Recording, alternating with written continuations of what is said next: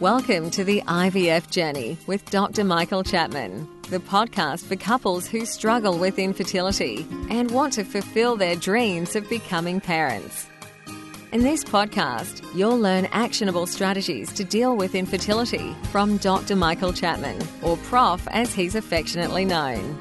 Prof is the co-founder of IVF Australia and is a leading Australian infertility specialist who has helped over 3,000 couples realise their dreams of becoming parents. To access previous episodes packed with ideas, solutions and tips that actually work, head over to Dr. Chapman's IVF podcast on iTunes. You can also ask questions by contacting Dr. Chapman's rooms on 1800 483 or by emailing him michael.chapman@ivf.com.au. That first cry of a baby born after the long journey of IVF remains one of the most beautiful experiences in the world.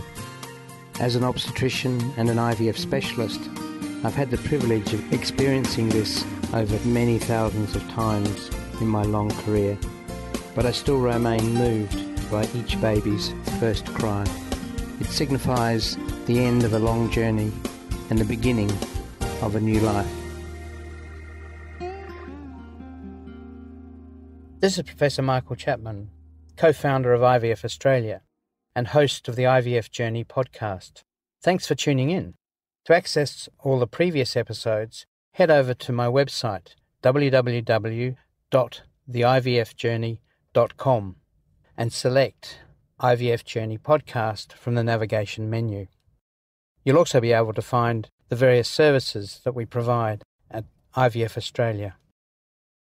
Today, what I'm going to talk about is that pregnancy test, that positive pregnancy test, that wonderful moment when a nurse rings you to say your cycle has been successful.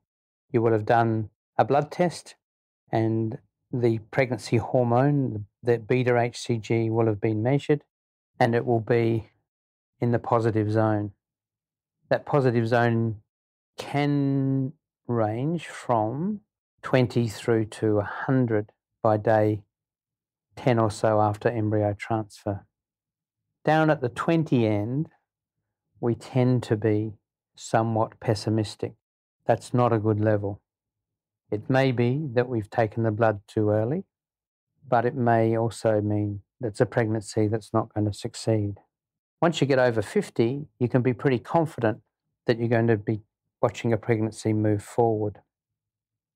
So once you've heard those wonderful words that the pregnancy test is positive, what should you do?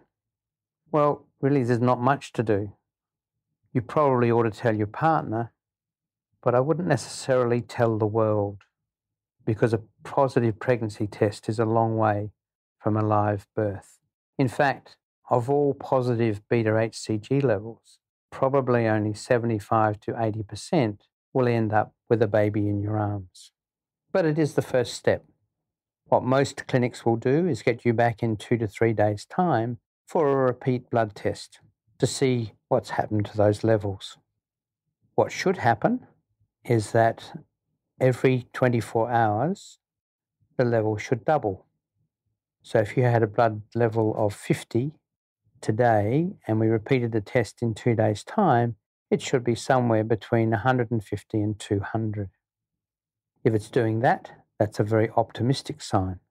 And probably we're now up over 85% chance that there'll be a baby at the end of the day. If, however, the level doesn't rise that quickly, miscarriage is more likely. And perhaps more importantly, the possibility of an ectopic pregnancy starts to arise. Having established the pregnancy is going well with doubling of those levels, most clinics will organise a scan at 6 weeks of pregnancy to show a gestational sac and hopefully see a baby inside, which hopefully will have a heartbeat. If the levels are rising slowly, doctors generally will follow those levels on a more regular basis every 3 or 4 days to see what's happening. If an early miscarriage occurs, the levels will drop. Again, the doctor should be thinking about the low possibility, but a real possibility of an ectopic pregnancy. Why am I emphasising ectopic pregnancies? Well, they are dangerous. They can cause heavy bleeding if they rupture the fallopian tube because they're sitting in the tube rather than in the uterus. So we always should have that in the back of our mind. So you turn up at the doctor's rooms or in the scanning clinic at 6 weeks and you have an ultrasound. As I said earlier, what we hope to see is a gestational sac, and inside the sac we should see the embryo, the fetus almost now, and something called the yolk sac. When you look on the scanning screen, and mostly when you have these done, the patient has access to view the pregnancy. You'll see a round thing, which isn't the baby's head, it's actually the gestational. What you may see is a round thing, which isn't the baby's head, it's actually something called the yolk sac, which contains the fluid on which the baby is feeding. At this stage, the embryo will be something in the order of 4 or 5 millimeters in length. It's tiny, smaller than a piece of rice. At that stage, in about 90% of cases, we will see a heartbeat if it's a viable pregnancy. Occasionally, there will be the time where we can't see a heartbeat, but you still will have a viable pregnancy. It's just that we have been unable to see it on technical grounds. Once we see a heartbeat and it's over 100, the chances of a baby in your arms has risen now to over 90%. Still, I advise couples not to go and tell the world because there's still a 5 to 10% chance that between 6 weeks and 12 weeks, you will have a miscarriage. And having raised the hopes and joys of your friends and relatives, for them to be dashed is actually quite hard to cope with. So, mum's the word. A scan in another 2 weeks and a heartbeat present now takes you to over 95% chance of a baby in your arms. And now we're about the time when you could tell everybody. Once you get to 12 weeks and there's a heartbeat, that's great because you're 99.5% certain that you'll have a term baby in your arms in 7 months' time. Going back to the 6-week scan, if things don't look 100%, what is generally done is bringing you back for another scan in a week's time to see that there's growth of the embryo and that we can see a heartbeat over 100. If we don't, then it's likely that this is going to be a miscarriage. If we find a gestational sac and an embryo that doesn't have a heartbeat, it's called a missed miscarriage. We've got 3 options. The first is to sit tight, and nature at some point will act. Nature will expel the pregnancy.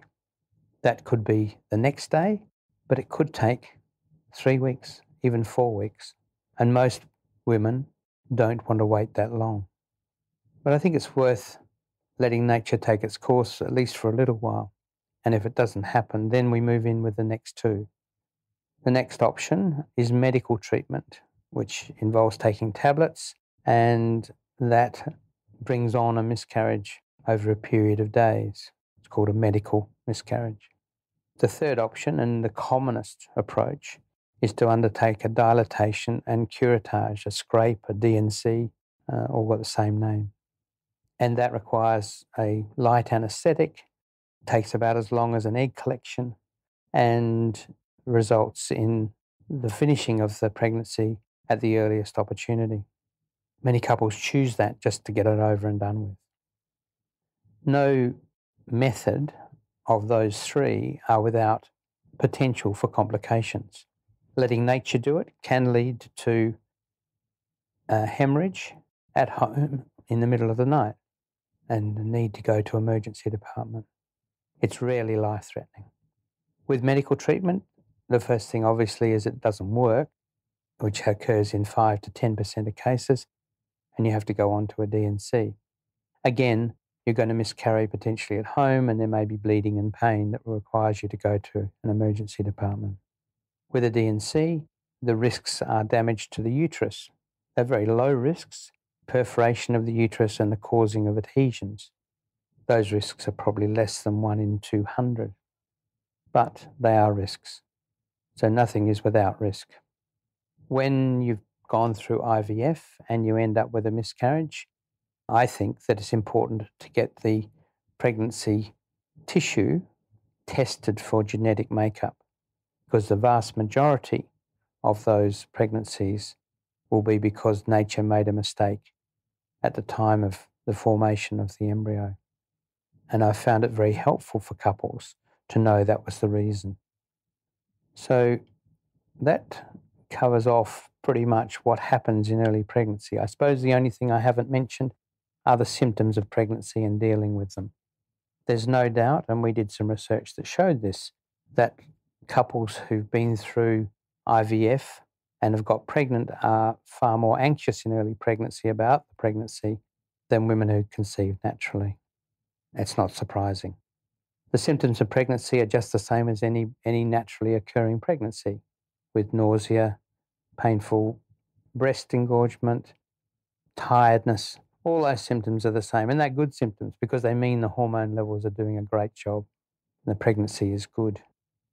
Treating those symptoms is the same as any natural pregnancy.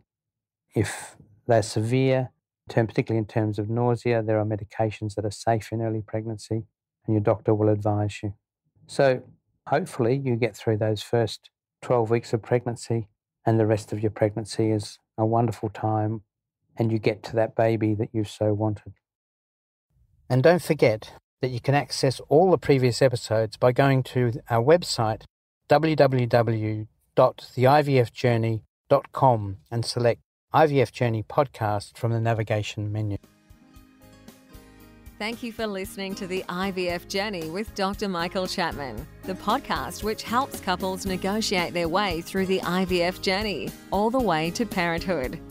You can also ask questions by contacting Dr. Chapman's rooms on 1800 111 483 or by emailing him michael.chapman@ivf.com.au.